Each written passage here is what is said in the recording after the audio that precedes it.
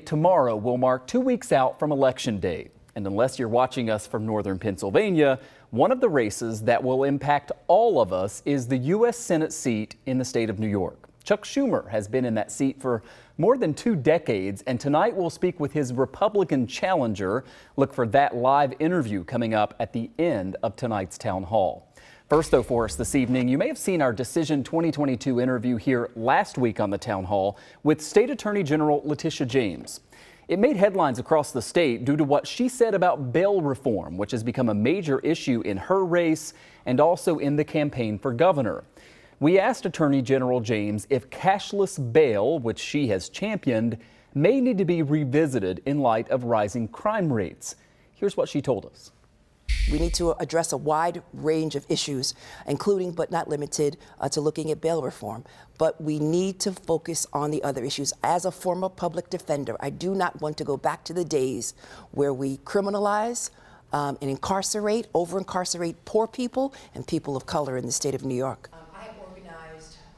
Journalists across the state picked up on those comments, and the AG was asked about all of it earlier today during an event she had with the governor. And 2 on Your Side's Kelly Dudzik is here tonight with more on what she had to say. And Kelly, certainly doesn't sound like she's backtracking here. No, she is not, Michael. New York State Attorney General Letitia James made it very clear today at that press conference on red flag laws in Albany that she did not misspeak last week. A reporter in Albany asked James today what she meant by her remarks when it comes to looking at closing potential loopholes that could allow repeat offenders to walk free.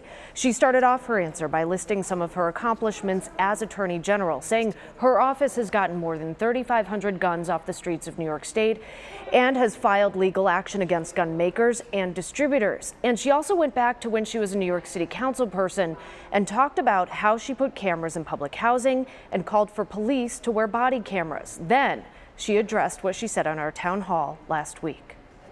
What I said last week in Buffalo was that we cannot look at bail reform in isolation.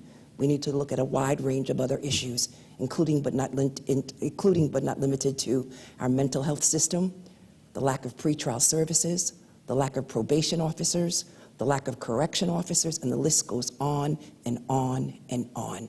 To be fixated on bail reform without regards to looking at data, I think is a misstep, and I think the adage goes, you're looking at the forest for the trees.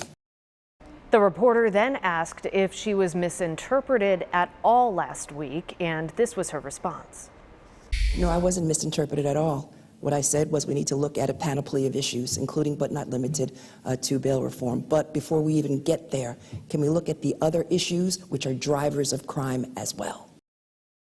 And Michael, after that, she was asked what she specifically means by that. And she said the data needs to be analyzed. She also said she had already said all of this well before her visit to Buffalo.